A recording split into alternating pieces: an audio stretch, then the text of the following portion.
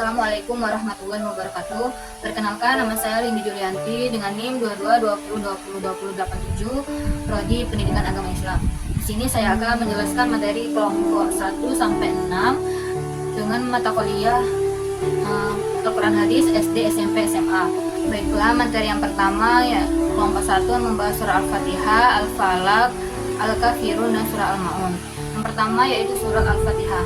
Surah Al-Fatihah merupakan surat pertama yang ditulis dalam lembar Al-Quran. Surat ini disebut dengan surat pembuka dan memiliki arti nama lain yang sangat banyak. Contohnya yaitu Ummul Kitab, Ummul Quran, Asy-Syifa, As-Sab'ul Masani. Surat ini tidak memiliki asbabun nuzul sebab surat ini turun karena adanya perintah sholat. Jadi surah Al-Fatihah ini tidak memiliki asbabun nuzul. Nah, adapun isi kandungan dalam surah Al-Fatihah ini itu berisi tentang pujian kita kepada Allah Subhanahu wa taala yang telah memberi kita kehidupan kepada manusia. Itu surah yang kedua, surat Al-Falaq. Surat Al-Falaq ini merupakan surat ke-113 dalam Al-Qur'an. Surat ini berjumlah 5 ayat dan turun sesudah surat Al-Fil. Saya akan membacakan surat Al-Falaq ya. A'udzubillahi minasyaitonirrajim. Bismillahirrahmanirrahim. Qul a'udzu birabbil falaq min syarri ma khalaq wa min syarri ghasiqin idza waqab wa min syarri naffasati fil 'uqad wa min syarri hasidin idza hasad. Artinya, katakanlah, aku berlindung kepada Tuhan yang menguasai subuh atau fajar dan kejahatan makhluk yang Dia ciptakan, dan dari kejahatan malam apabila telah gelap gulita, dan dari kejahatan perempuan-perempuan penyihir yang meniup pada bakul atau talinya, dan dari kejahatan orang yang dengki apabila dia dengki. Surat yang ketiga yaitu surat Al-Kafirun.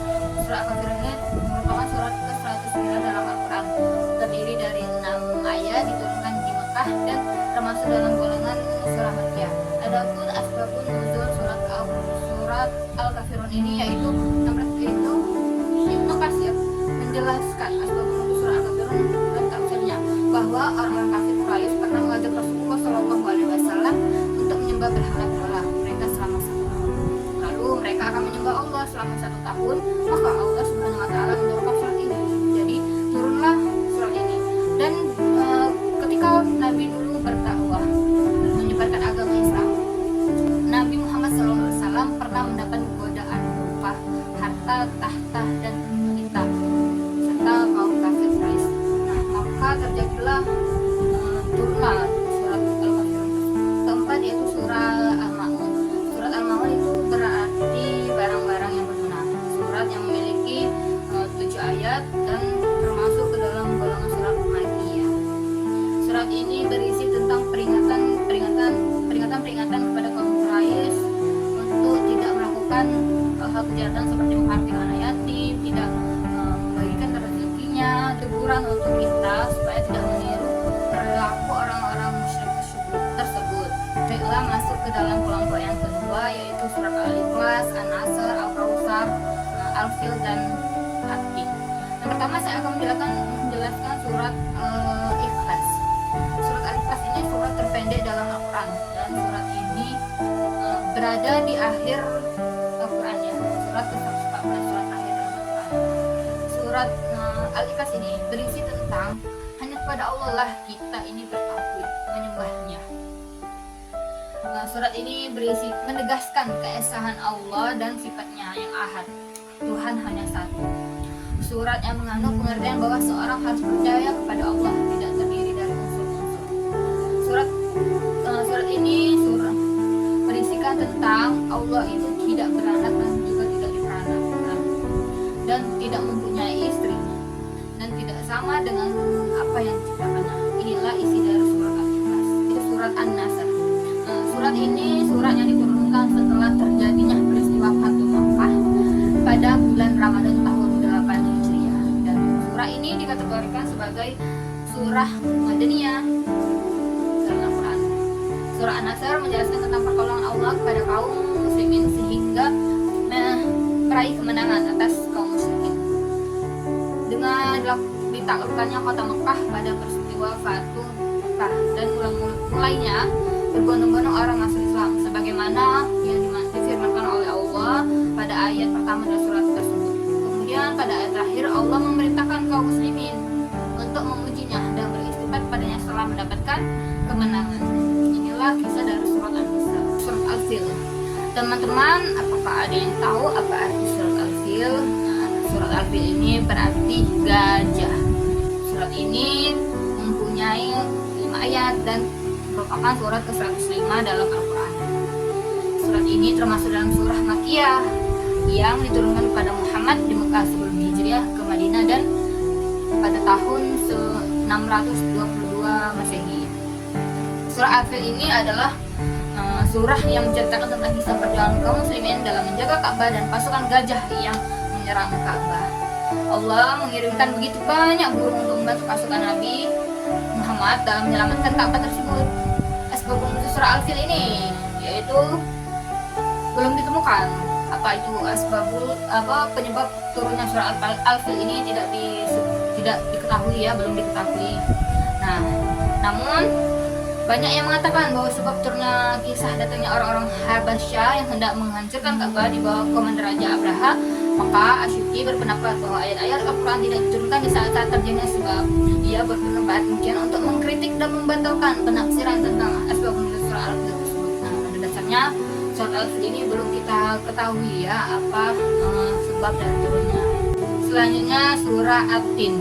Surat At-Tin ini berisi tentang peringatan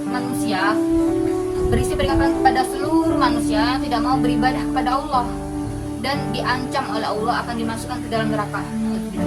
Jadi teman-teman, mari kita melaksanakan ibadah yang dijalankan supaya mendapatkan pahala dari Allah Subhanahu wa taala. Tanamkan sifat amar ma'ruf nahi munkar pada diri kita masing-masing. Selanjutnya materi kelompok 3 yaitu surat Al-Mujadilah ayat 11, surah Ar-Rahman ayat 33, surat An-Nisa ayat 8 dan surah An-Nisa ayat 146.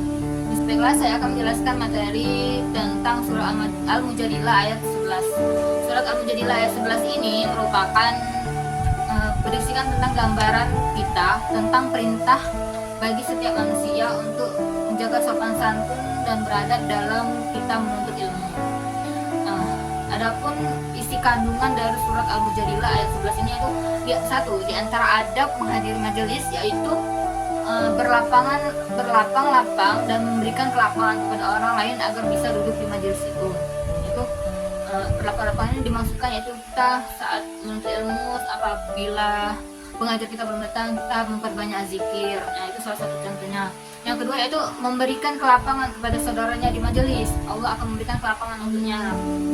Nah, yang ketiga itu Allah akan meninggikan derajat orang yang beriman, orang yang menuntut ilmu, Allah akan tinggikan. Nah, sudah jelas di dalam Al-Quran surat Al-Mujadilah ayat 11 ini bagi kita sebagai orang yang penuntut ilmu, berjuang di jalan Allah, Allah akan angkatkan derajat kita apabila kita bersungguh-sungguh dalam menuntut ilmu tersebut. Yaitu surah Ar-Rahman ayat 33. Surat Ar-Rahman ini surat yang memiliki ciri khas, mempunyai 33 kali pengulangan bacaan fabi ayyi ala'i rabbikuma tukadziban. Nah, kita sudah tidak asing lagi mendengar surah Ar-Rahman tersebut.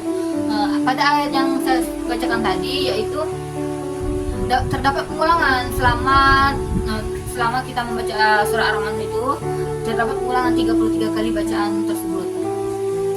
Nah, surat ini menggambarkan keagungan Allah, kekuasaannya tidak terbatas. Nah, Ar-Rahman artinya penyayang. Allah itu sangat sayang kepada makhluknya. Allah memberikan kebebasan kepada ciptaannya untuk menjelajahi dan memahami semesta yang luas. Dan Allah itu menganjurkan kita untuk bersyukur atas nikmat yang Allah berikan. Jadi setiap kita membaca surat Ar-Rahman dan dilanjutkan dengan bacaan yang pengulangan 33 kali lagi, itu Allah menganjurkan kita untuk bersyukur atas nikmat yang telah diberikan. Maka nikmatmu yang mana lagi yang akan kami dustakan? Selanjutnya surah An-Nisa ayat 8. Nah, surat An-Nisa ini artinya apa teman-teman? Perlu kita ketahui An-Nisa artinya perempuan. Surah An-Nisa ayat 8 ini diriwayatkan ketika Aus bin As-Sabit Al-Ansari meninggal dunia. Ia meninggalkan seorang istri yaitu Ummul Fuqah dan 3 orang anak perempuan. Kemudian dua orang anak paman Aus yakni Suwaid dan Arfata melarang memberikan bagian harta warisan itu kepada istri dan ketiga anak perempuan Aus itu. Sebab menurut adat jahiliyah, anak-anak dan perempuan tidak mendapat warisan apapun karena tidak sanggup menuntut balas bila terjadi pembunuhan dan sebagainya. Kemudian istri Aus mengadu kepada Rasulullah SAW, lalu Rasul memanggil Suwaid dan Arfata. Keduanya menerangkan kepada Rasulullah bahwa anak-anaknya tidak dapat menunggang kuda, tidak sanggup memikul beban dan tidak bisa pulang menghadapi musuh. Kami bekerja sedang mereka tidak berbuat apa-apa, maka turunlah ayat ini menetapkan hak perempuan dan menerima warisan sebagaimana dijelaskan ayat waris tersebut. Berarti ayat dalam surat An-Nisa ayat 8 ini menjelaskan bahwa perempuan itu mempunyai hak untuk mendapatkan warisan. Bukan hanya laki-laki saja yang mendapatkan warisan. Jadi perempuan juga berhak mendapatkan warisan atau waris. Selanjutnya yang terakhir surah Al-Baqarah ayat 146. Surat ini mempunyai isi kandungan yaitu Allah membukakan pintu taubat bagi orang-orang munafik yang mau bertobat. Isi kandungan dari surah Al-Baqarah 146. Yang kedua itu Allah menerima taubat orang musyrik dengan apa syarat? Itu satu, bersungguh-sungguh. Nah, jika teman-teman ingin bertobat, yang pertama setelah itu berniat dulu dan bersungguh-sungguh ingin bertobat. Yang kedua yaitu memperbaiki diri. Nah, apapun kesalahan masa lalu yang telah kita lakukan, jika kita berniat untuk bertobat kepada Allah, yakinlah Allah akan menerima taubat kita. Nah, yang ketiga itu berpegang teguh kepada agama Allah, yaitu ikhlas dalam menjalankan agama karena Allah. Apabila kita sudah bertobat sungguh-sungguh, yakin dan berserah diri kepada Allah, telah memperbaiki diri, nah kita itu bersungguh-sungguh ya, ikhlas dalam menjalankan agama, menjalankan ibadah seperti kita sholat, kita harus ikhlas niatkan bahwa ibadah itu hanya kepada Allah. Seperti kita bersedekah, berpuasa, kita harus ikhlas dan menjauhi setelah bertobat. Walaupun orang yang bertobat dengan yang sudah awam seperti tidak melakukan kesalahan, kita harus tetap menjalankan kebaikan-kebaikan dan menjauhi larangan yang dilarang oleh Allah SWT. Saya akan menjelaskan materi kelompok 4 yang berisikan surah Al-Baqarah ayat 153, surah Al-Imran ayat 134, dan surah Al-Anfal ayat 27, dan surah Al-Ahqaf ayat 13. Surah Al-Baqarah ini tergolong dalam surat Madaniyah karena diturunkan pasca hijrahnya Nabi Muhammad di Madinah. Nah, jadi termasuklah surat Al-Baqarah ini surat Madaniyah. Surat Al-Baqarah termasuk surat yang paling panjang dalam Al-Quran ya. Dan surat ini membahas tentang manhaj dan hukum-hukum dalam kehidupan. Adapun isi kandungan dalam surat Al-Baqarah ayat 153 ini yaitu yang pertama, perintah untuk memohon pertolongan kepada Allah dengan sabar dan sholat, baik pertolongan meraih kebahagiaan di dunia maupun akhirat. Yang kedua yaitu saat menghadapi cobaan, seorang mukmin harus bersabar dan memperbanyak sholat. Nah, yang ketiga itu Allah memerintahkan untuk sabar dan sholat sebagai penolong dan solusi orang-orang beriman dalam menghadapi kesulitan. Kita tetap sabar. Kalau kita mendapatkan masalah yang bertubi dari Allah, nah kita harus tanamkan di diri kita bahwa tetap sabar.